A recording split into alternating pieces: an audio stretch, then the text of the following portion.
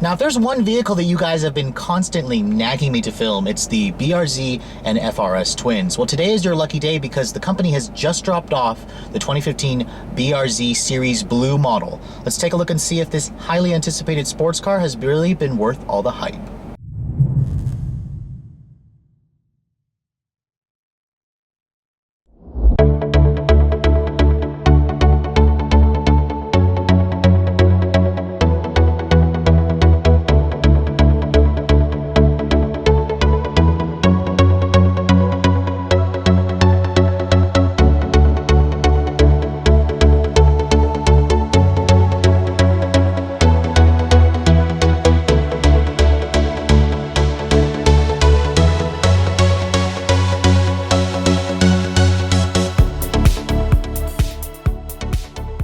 Now this may sound confusing at first. Sleek styling, a low slung stance, 6-speed manual, high-revving 200 horsepower engine, and rear-wheel drive combined with a Subaru badge? Wait a second. Subaru is typically the car company that you think of for symmetrical all-wheel drive. In fact, I can't even remember the last time the company offered a two-wheel drive, let alone a rear-wheel drive vehicle here in the United States. But that's exactly what they did when they introduced the BRZ along with its FRS twin with Scion back in 2013. Now, this car has done extremely well for Subaru and Scion when it first came out.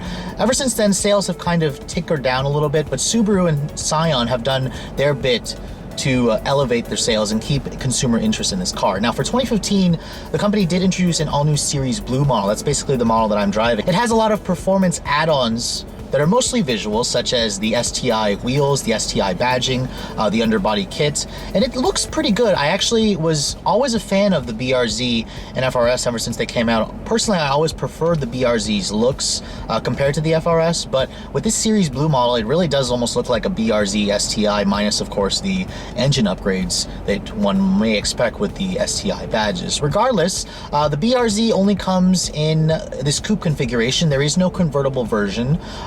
There were rumors of it, but Subaru actually never confirmed it for production, so you could still only get this car in a coupe. The BRZ is different from the FRS because it comes in two available trims. It starts with the entry-level premium, and then you can go up to the up-level limited. Now, the Series Blue that I'm driving was only limited to 1,000 units for 2015, and it starts out as a BRZ limited, which adds the fog lights, the rear spoiler, the leather suede inserts, the push-button start, the HID headlights, and the dual-zone automatic climate control. It was one of the reasons why typically I preferred the BRZ, just because I like to have those features in a car like this. Now, regarding the look of the car, it's a very, very attractive sports car. It has the classic proportions, that classic wedge shape of a Japanese sports car, that low stance, that rear, you can tell that this is rear-wheel drive. The front of the car is also very low. Subaru wanted the center of gravity of this car to be low. That's the whole purpose of their Boxer engine. And with Toyota and Subaru, they worked basically 50-50 on this car in terms of adding their own design expertise and their parts to the vehicle. The engine, for example, is a Subaru Powertrain. The transmission comes from Toyota. This engine does have Toyota's direct injection system combined with port injection. So there's a lot of elements that you'll see here where the two companies work together, and you basically get a product that is very, very impressive. Now, the side profile of the BRZ, it's a pretty low-slung vehicle. It's smaller than most of today's sports cars except the Miata. Now, I will be comparing this car to the all-new Miata, and you can also check out my full comparison test video between the two vehicles if you guys are cross-shopping the two. Now, the 17-inch wheels are optional on the Series Limited. You do get a different wheel if you guys go for the limited, the regular limited or the premium model. But nevertheless, the overall length of the BRZ is a little bit smaller than a Mustang. This is lighter as well. This car weighs roughly about 2,800 pounds. So it is lighter than most of today's sports cars. Of course, you can still buy a lighter sports car, which is the new Miata, which is roughly about 500 pounds lighter, but I'll get into that later on in the comparison video. Now, looking around back, I also like the rear design of this car. It has that classic Japanese wedge shape in the back, and I really like the Limited's rear spoiler in the back. A lot of the FRS models models didn't have that spoiler. It really makes the rear end look a lot better. For 2015, the revisions are pretty slight. Besides the Series Blue model that I'm showing you guys, the car got some slightly different exhaust tips, and it has a retuned suspension for 2015. I'll go over that later on in the test drive. Now, overall, if you guys are looking for a car like this, you'll certainly find a lot to like with the BRZ and FRS, and it really comes down to your personal preference and taste. Both cars are pretty similar. Both cars are fantastic, but let's take a look at the interior and see how it holds up against the very nice looking exterior. Now, when you're looking at the interior of the 2015 Subaru BRZ, you can see it pretty much fits your expectations of a low-stance, low-slung sports car. The seats, as you can expect, are pretty widely bolstered. They are pretty comfortable. They're supportive. They hold you in place. The car has a very low stance, so when you have to get into the car, you kind of have to fall in, but that's okay. That's kind of what you expect with a car like this. And when you get inside the vehicle, you can see the view out of here is very nice. The hood is very low, so you can easily tell where the nose of the car is. And when you shut the door, it has a pretty good thunk to it. The doors are pretty heavy because this is a two-door, of course. Now, the BRZ Limited that I have does come standard with the push-button start, and here is an all-new key fob for the BRZ. I remember the 13 models when they first came out had a key that came from Toyota. I'm really glad to see Subaru putting their own key fob in this vehicle. And you can see the start-stop button is down here. I have the 6-speed manual model. The Series Blue models only came with a stick, so all you have to do is put your foot in the clutch and then push the button to start the engine. And it starts up with that typical flat boxer 4 somewhat interesting noise. It's certainly a noise that some people either like or hate. I actually think it sounds pretty good. Subaru's done a good job with tuning the exhaust of this BRZ, and it definitely has that nice throaty sound that a lot of people are looking for when you go for this type of vehicle. Now you can see the interior design of this vehicle certainly looks interesting. It doesn't fit any of the other themes of a Subaru product that I've seen. The design is very Toyota-like in here, so Toyota had a lot more saying in the interior design versus the exterior with the BRZ and FRS twins. Now you can see here the dashboard on this upper portion is soft touch. It's a very nice high quality graining. You have some faux carbon fiber look trim over here, which some of the other models will have like a silver painted plastic. The Series Blue model gives you this faux carbon fiber. Now looking at the door panels here, it is nicely leather stitched. You can see here there's some accent blue stitching. This is part of the Series Blue model. There's some more blue stitching and leather stitching down here where the armrest is. The window is automatic up down for both sides, so it's nice that Subaru gave you that. Another thing you'll also notice with the seats, these seats come with the BRZ Limited. It's a blue suede Alcantara. They're very nice looking seats. So if you guys do go for this model, this limited production model, you will be enjoying the nice look of this interior. Now, looking at the instrument panel gauges, you can see here compared to the FRS, the BRZs are a little bit more simple. It's just a black face with white gauges. The FRS is reversed. There'll be a white face with some black numerals. So it's an interesting design element. The gauges themselves, they're pretty clear, pretty easy to read. I like the digital speedo readout, and the tach is front and center. That's basically what you expect in a sports car like this. Now, one thing I'm not terribly liking is the fact that there are no steering wheel audio controls on this steering wheel. The FRS is the same way. I feel like there's some wasted real estate here. You could have put some steering wheel audio controls here. I know as an enthusiast car, you don't really want a lot of buttons on the wheel, but I mean, even the new Miata, for example, has the steering wheel audio controls. It's just nice to have, especially at this price point. Now, you can see here, looking at the center stack, the BRZ also comes standard with navigation, whereas the FRS, you have to option that in. One thing you will not get when you put it in reverse is a backup camera. A backup camera is coming for 2016. This car will be refreshed with the new Subaru Starlink infotainment system with a slightly bigger screen for 2016. So those of you who want that may as well just wait for the next model year. Now, if you guys are going to go for this current one, the interface is okay. It could be a little bit, I don't know, it seems a little too aftermarket-y to me. I mean, it looks like Subaru got this head unit directly from Scion, which I've never really been a fan of the Scion Pioneer head unit, so I'm not terribly a fan of this car's as well. The navigation display here, it's decent. It's basically, it looks like an aftermarket display, something you'd get from TomTom or Garmin, for example. It works decently well, but you can see here some of the way it works, like the buttons are very small here, the knobs are very small here, so it just shows the fact that this is kind of an aftermarket looking system. system, whereas I prefer the Starlink system that you'll find in the other Subaru products. And like I said, that is coming for 2016. Looking down here, you have your dual zone automatic climate control. That's a feature that you get on the BRZ limited model. It does have these nice toggle switches. You have a USB port and an auxiliary port there, a little bit of storage. The manual transmission again comes from Toyota.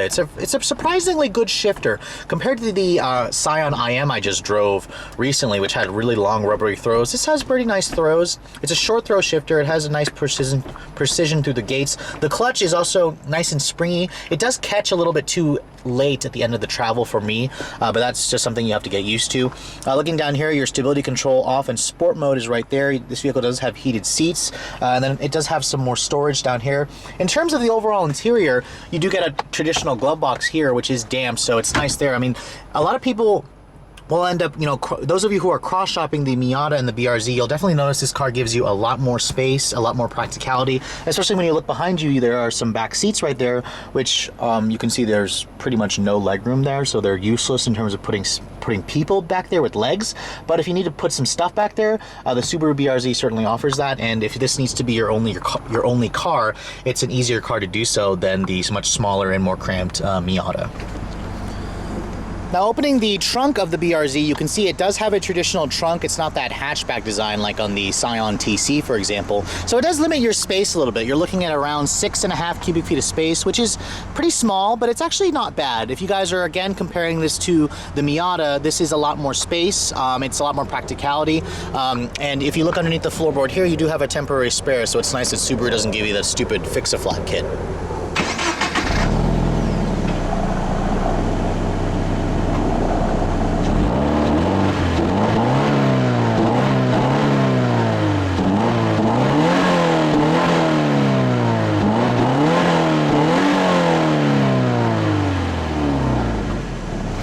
Underneath the hood of the BRZ and FRS, you're going to find just one engine choice. Now, this is basically where Subaru took control of the powertrain. This is all a Subaru motor. It's a 2-liter flat-4 engine. It's a boxer 4-cylinder engine. You can tell from the configuration of the engine where the 2 cylinders sit horizontally opposed. It makes for a nice low center of gravity. That's the whole point of a boxer. You can mount the engine nice and low. You can also see the engine is mounted pretty far back. It's almost like a front midship car, so it adds with the weight distribution, the weight balance. Now, the numbers are impressive for just a 2-liter naturally aspirated engine. This is making an even 200 horsepower and 151 pound-feet of torque. Now, that is a rather meager torque number, and you do have to rev the snot out of this engine to actually get any power. I believe its peak power is recognized at around 7,400 RPM, and torque is around 5,600 RPM. Now, this is a high-revving engine. It's paired with a 6-speed manual transmission as standard. If you guys want to get an automatic, it's like $1,100 more, but don't do that. You want to get this car with the 6-speed manual. Now, fuel economy, in case you guys are wondering, is rated at 22 in the city and 30 on the highway. Now, that is recommending premium gas. This car can use regular, but I would probably just recommend putting premium in it. The automatic will do slightly better. You'll get 25 in the city and 34 on the highway. Now, you can hear, if you listen closely, it says D4S. This car does have direct and port injection. That's where the Toyota technology comes in. That's where you're hearing the ticking noise.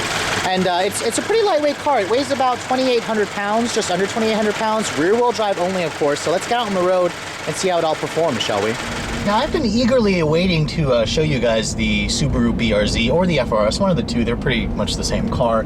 A lot of you requested, I mean, for the kind of price that Subaru asks for this vehicle, it competes with a lot of hot competition. So, this is my first time showing you guys the BRZ. I've driven the 13 model when that first came out. Was pretty impressed with it. However, let's take a look at the some of the changes that Subaru made to the suspension and see if it adds a difference.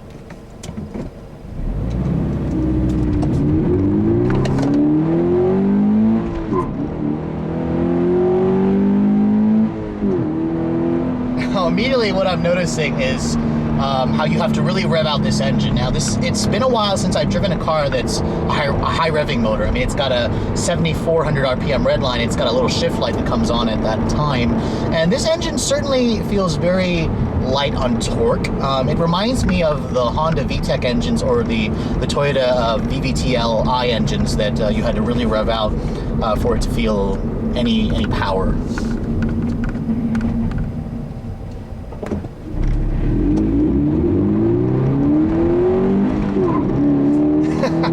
Another thing what I'm going to notice is how the rear end of the BRZ is certainly a little lively. I mean, not really lively. You can get the rear end to step out incredibly easy. It's almost too easy to do it, to be honest. And this car is a lot of fun in corners, especially. The steering is incredibly telepathic. It is so heavy, it feels really good. You can just tell exactly what the front tires are. But speaking of the tires, the BRZ pretty much comes with the same tires you're going to find on a high-trim Prius, so they're not very sticky. And Subaru did that on purpose. They want this car to be a little tail happy, and it's something that a lot of enthusiasts certainly enjoy.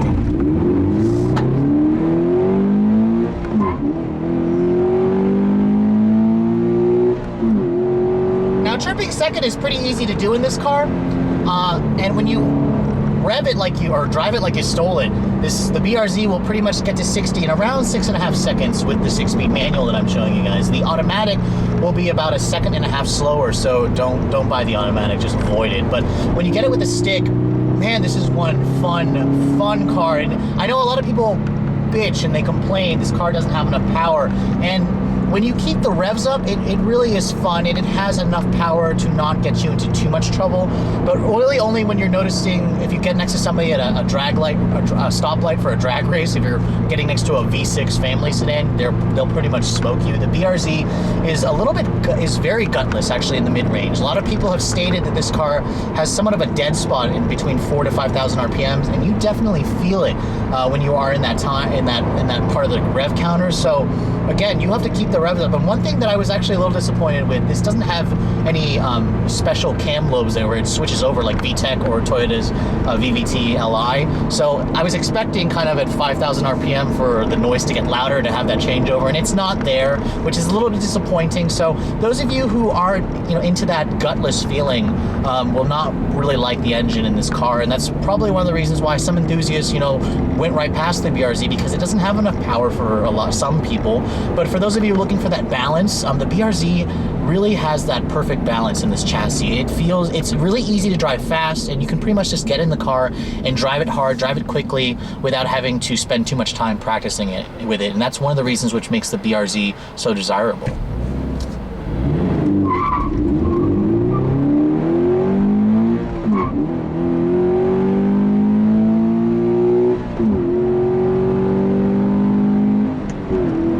Getting up to highway speeds, the BRZ is definitely not the best highway car. It is rather noisy in here, and the stiff suspension certainly doesn't contribute to the ride quality. This car can have somewhat of a firmer ride, especially compared to some of the softer competition you might find like in a GTI. It's also pretty loud in here. The tires, there's a lot of tire drum. The engine's not terribly loud. It has that traditional boxer note. But overall, if you're going to use this as your daily driver, just know that you're going to be making that sacrifice in terms of ride quality and interior quiet levels.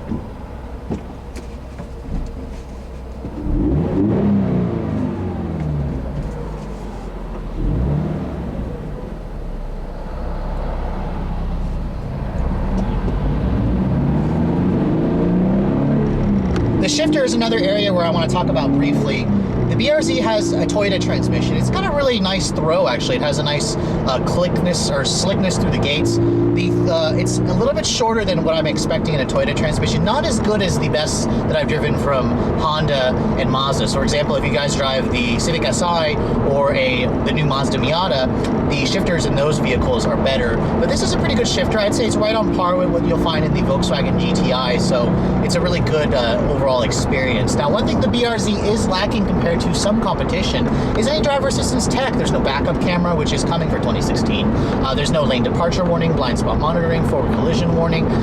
There's not even that trademark, if you just tap the turn signal here, it gives you 3 blinks. It's not even there. So, it's kind of a more pure driving experience. And for purists out there, you're going to really appreciate that. Now, for me, I'm used to those features. So to find it missing in this 2015 model, it kind of annoys me. So I'm going to complain about that just a little bit. But again, if you're more, if that's something that's not going to bother you, you're going to find a lot to like with the overall dynamics of this BRZ. But anyways, coming to the conclusion of my review for the BRZ, I have to say I'm very impressed with this car, which I've always been impressed with it ever since it came out. Now, let me talk briefly about the fuel economy. I've been driving this car a week, and I've been averaging in the city in the low 20s, around 21, 22. Of course, you gotta rev the crap out of this motor to have it get any power, so I expected the lower MPG. On the highway, I was able to eke it out closer to 30.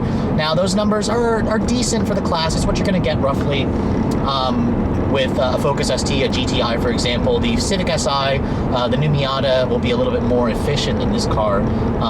But again, it's when you have an engine that you have to rev out like this, that's kind of the sacrifice you make. Now, the BRZ's price is also a really good starting point for this class. I mean, it starts around $25,600 for a base premium model. If you guys want the limited that I have, it's about $2,000 more. You're gonna get features like the fog lights, you're gonna get the push button start, the dual zone climate control, the wing on the back.